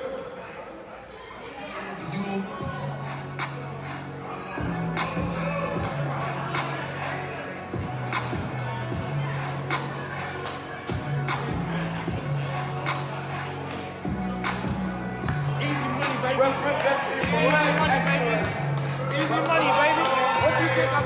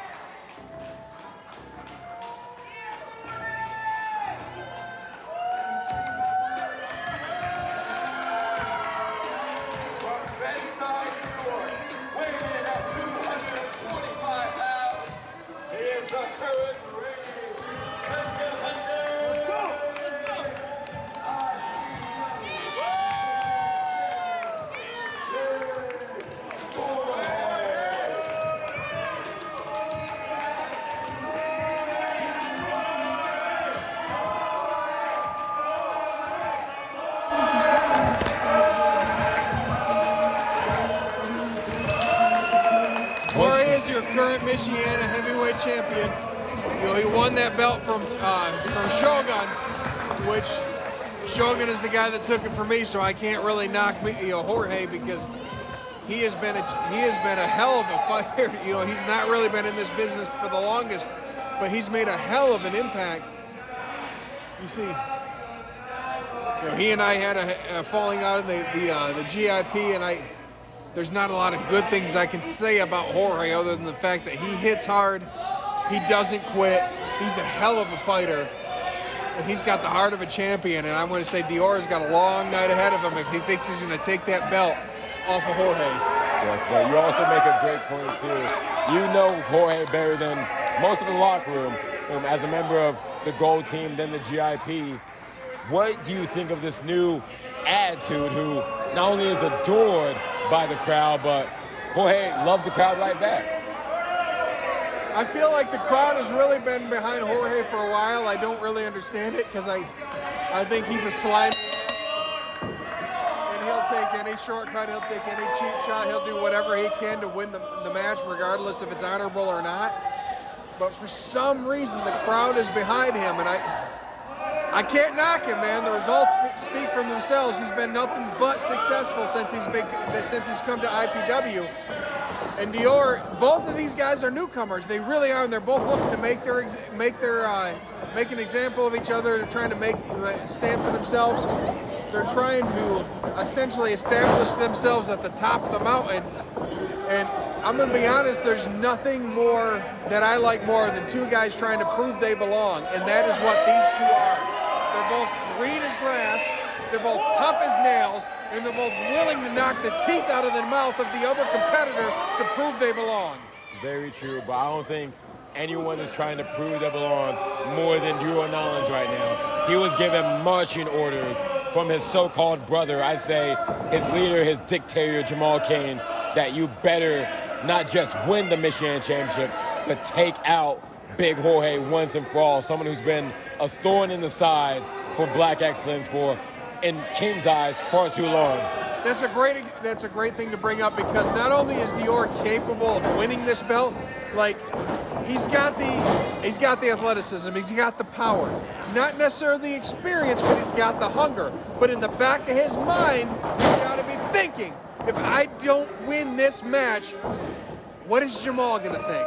And then he's got LaDon Sanders, who wants him to lead black excellence. So he's also got to think, what is LaDon gonna think? He's thinking about not only what he wants to do, what's gonna happen next, what he has to do, but his mind has to think about, what does LaDon think, what does Jamal think? And he's fighting for not only himself, but two other people. Jorge is only fighting for himself. He does not have that in the back of his mind eating away. Very true. Roll up and a kick out. And the term champion's advantage has never been truer than for a match like this. Exactly. Where Jorge has everything to gain from the pressure on Drew Nolens' back. And if he loses, he has everything to lose. As Jorge connects with the clothesline. Series of clotheslines in the corner. Jorge only has himself in this match. If he loses, he only lets down himself. Dior, if he loses, he lets down himself. He lets down Jamal. He lets down LaDon. He lets down three different people. He's got to take that, and he's got to push that to the side, and he's got to focus on himself, and he's got to focus on Jorge, and he's got to push all the other stressors to the back and not think about it right now, because that's anchors to the ship that he does not want to bring to the bottom of the lake. Come on, Dior. You got to focus on you only. That's right. And you mentioned that he needs to impress Jamal. He needs to be on Jamal's good side. We saw what happened with Jackson Stone, the man who beat you for that title. When he lost that title to Big Jorge, he was put on the shelf personally by Jamal Cain. We don't know when we'll see Jackson Stone. We don't know if we'll see Jackson Stone.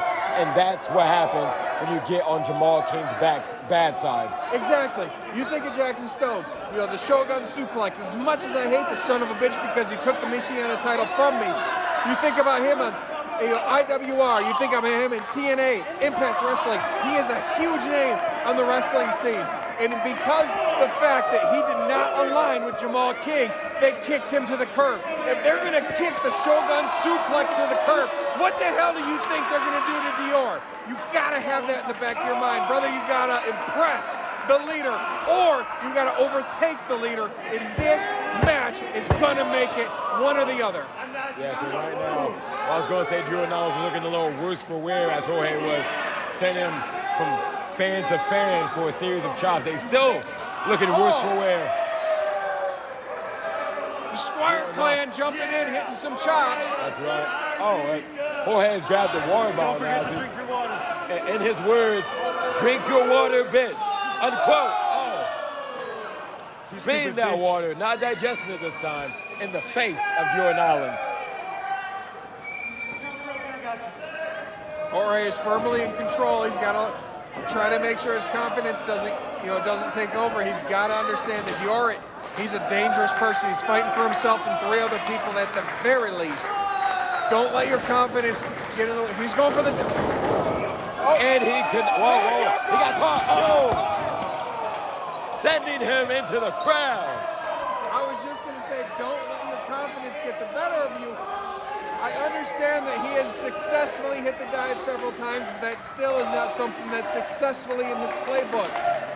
He tried to hit something that was out of his comfort zone, Dior was ready for it. Dior scouted it. Dior caught him and threw his ass into all the rows of chairs, and now he is firmly in control. Yes, and to piggyback off that, if I had to guess, while Dior was dazed for a moment, I think he baited Big Jorge. He baited him in, and he was waiting for the right moment to get his way back into this match. Dior Nolens is a lot smarter than I think people give him credit for. He's no dummy. That's why he's one of the most fastest rising stars in IPW. In his rookie year, he main evented our biggest show of the year competing for the IPW Championship. And by the end, he was recruited personally by Jamal King.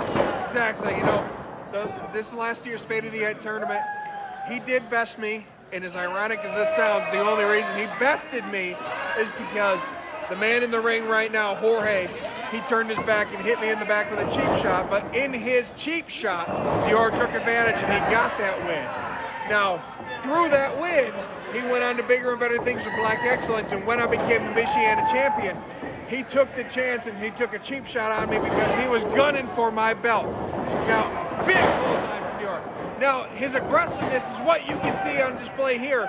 He was not afraid to take the shot against me, and I can't hate him for that. As much as it sucked to have that son of a bitch attack me from behind, I cannot fault him for taking the aggressive stance and taking the initiative and making himself a threat in IPW, and that is exactly what he's doing now. Absolutely. He is as calculated as he is cocky, and he has every reason to be cocky when he gets results. Exactly. And as much as I hate this stupid son of a bitch, as much as I can say with Black Excellence, there's a reason Jamal King, our current IPW heavyweight champion, has recruited him, is because he has promise, he has aggression, he has hunger, and as you can see right now, he has control in this match, and he very may well be your next IPW Michiana champion. He most certainly can if he manages to pass out or tap out Big Jorge in this sleeper hold. Now, I've never known Big Jorge to tap out, at least not often. So I think Jorge's pride, if he can't get out of this, he'll just pass out, but things don't look good for the champion either way. Jorge's not going to tap out from a rear naked chin lock. I can tell you that right now. He might pass out. No, he got it whipped out. He might pass out, but he's not going to tap out from that. There's a whole hell of a lot of things that you can do to Jorge before he'll tap out, and I can guarantee that that goddamn chin lock is not one of those things. Dior Nolens still playing it smart, going right back to the rear naked chin lock after neutralizing Big Jorge. He's going to wear him down. If he can't pass him out, tap him out, he's going to wear him down for what could be the inevitable if this progresses any longer. That's a great observation. I didn't think about that. He might not be looking to tap him up, but he's taking the oxygen out of him. He's taking the fight out of him. He's wearing him down because you might not, whips him down again, you might not have to tap him out, but if you can take enough fight out of Jorge, you might get that 3 count. Here we go, Jorge fighting back. There's a whole lot of heart beating in the chest of Big Jorge. Great motherfucker, he hits him with a spear. Jamal King better be watching and paying attention to the spear. 1, 2. He hit him with that spear. Jamal better be watching because that's exactly what Jamal would have hit to win that match. And Jorge hit it as a statement, as an exclamation point on a member of Black Excellence. Very smart counter by Big Jorge. I don't know if you caught it, but as Dior Nolens tried to pull him down to the mat hair first, there's Big Jorge hit him in the back of his head with his ankles, with his kick. And that was able to get him back in his match. I spoke too soon. Oh, he's got him. Grabs him by the ankles. He's got him in a head scissors. Oh. Whipped him into the second turnbuckle. Jorge is always thinking. Cardio. You wouldn't expect it. But this man has the cardio. He has the heart. He has the lungs. He has the motor to go into the deep waters. He is always thinking.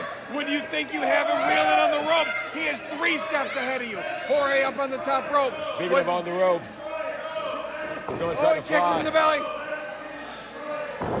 Oh, is he going to go for it? No, he's going for that Mexican destroyer, and he gets Alabama slammed to the ground. Dior's from Canada. This is the Saskatchewan slam. And a kick out. Nolens is stunned. I think he just gifted Jorge the best he had, and he doesn't know what to hit him with next. When you've got into the deep of your bag of tricks, and they've kicked out of damn near every one of them, you got to be thinking, what do I got to do? He's going for that. Oh, he's got Went for the Superman punch, but he got backbreaker. Kick out. That wasn't the backbreaker, son. That was the south of the border slam. That's put away many, many wrestlers in the past. Meteor kicked out. I can't say he had it scouted, but he had the heart to get out of it. What he needs to do now is get back to his feet. He's on one knee. Both men on opposite sides of the corner. Nollins evades him. Up and over. On the apron, punch. Climbing to the top rope. Double axe handle. From the great right north going up top. Double axe handling. Jorge kicks out. Nollins thinking, what do I have to do to put Jorge away for good? He is beside himself, and you can see in his eyes. He's thinking, man. You can see the gears turning. What's left? What do you got to hit him with, brother? Oh, the only thing we haven't seen yet is a Superman punch. Can he connect? He's not going to go for it yet, but he does clothesline him. We're for another. Oh, no. Burial bomb. Oh, he's got him. Look, come on. Cover him, and he's on. Oh, but he rolls out of the way. Oh, Jesus. The arm rolled out. He's put away many a men with that. He won the Michigan title with that maneuver, if I remember correctly. Like a true Canadian, he headed for the border to say enough's enough. And right now he is down. If he cannot make it to his feet and back in the ring by the count of 10, this is Jorge's match to win by count out. Jorge's looking to get aerial. Oh, wait a minute. Like it. Wait a minute. Can he get it this time? And he does. Nollins is down. Rolls him in the ring. Jorge's firmly in control. Come on, man. His confidence has got to be booming. Yes, and he wants to win this the right way. No shortcuts, no countouts. He's going for that destroyer. Superman punch! I think Jorge's knocked out on the top rope. Oh, but he wants to bring him back down to the mat to pin him. He wants to get him a hard landing. Jorge's fighting back. He knows that this is the end if he lets him hit it. He's fighting back. Jorge. Oh, no! Oh, my goodness! Twisting neck breaker from the top rope. Jorge going for the cover. If he gets it out, he's going to retain the Michigan Championship. Oh! The nearest of near falls right there.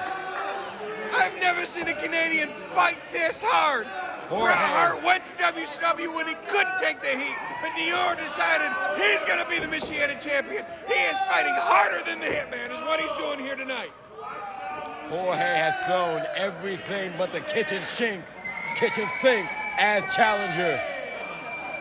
What's it going to take next? We've seen the Barrio Bomb. We've seen everything he has in his arsenal. But what can he fire back with? Both of them are thinking, what do I gotta do to put the other one away? You can see the desperation in their eyes. Big ass right hand. Look at him swinging for the fences. But Jorge with the left. Right after left. God. Punch after punch. Wham, bam, back and forth.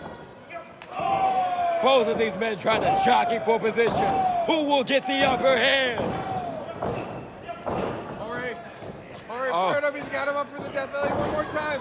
Off the... Knocks him back. Dior with Superman punch. Got it. Michigan champion. Whoa. Kicks out. Oh my God. Has anyone kicked out the Superman punch before? I thought we had a new champion. I thought we did. You and me both.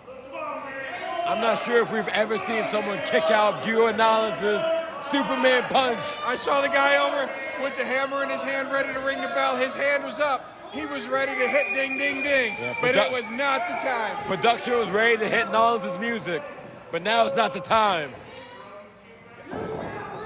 He's going for that pile driver. Oh, no. Oh, no. He's got him. No! Compress the spinal cord, the C1, the C3, the C4. And he kicks out.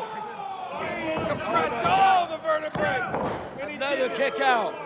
That maneuver has broken necks. It's been banned for a reason. It has ended careers, but somehow, someway, Jorge overcomes. I've hit that pile driver on people that I wanted to put out of the business, and that son of a bitch got a 2 count. Nolans wanted to take Jorge out of this business for good. Going for the Superman punch. caught. Oh, It's a back lariat toe to the back. Jorge's got him. He's getting him for the vortex.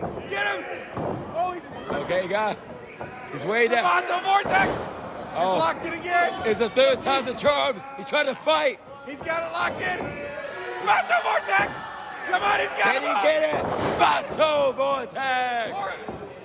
He got half of it. He went for the Vato vortex. He got about partial of it. If he would have got it all, I think he would have still retained that title. Jorge's not happy with that. He wants to borrow your bomb. Can he get it? He's got it. It's got to be a 1, 2, 3. Jorge is still your champion. Jorge is still the Michiana heavyweight champion of Independence Pro Wrestling. Black Excellence tried to claim another championship, but they did not tonight. Big Jorge Martinez said, "You want another title? Well, fuck you. I'm keeping it tonight." Drew Nolans was on marching orders from Jamal King. Take the title, take Jorge out.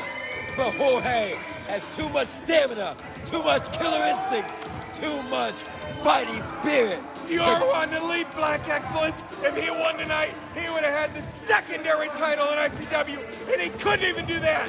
Jamal King holds the #1 title. Jorge said, "The belt is mine. You ain't shit. Go fuck off. Try to do better next time." Jorge refused to go gently into that good night. And for that reason, he is still your champion.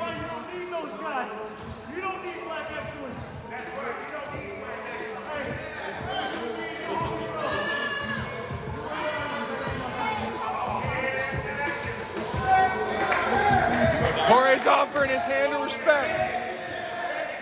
I didn't see this coming, but real recognizes real. He wants to shake that man's hand. Is Dior gonna accept? Is Dior gonna spit in his face? There's not many men. They shook hands. Not many men Jorge has extended his hand to. But this time, that respect is not only earned, it is mutual. That ain't gonna sit well with Jamal King, but Dior accepted the handshake, accepted that he lost, accepted that Jorge is the better competitor tonight, and still, your Independent Pro Wrestling Michiana champion, Big Jorge Martinez. Ladies and gentlemen, I have been Jam. This has been Anderson Knight, and this was IPW Wrestling Strikes Back. Thank you for joining us.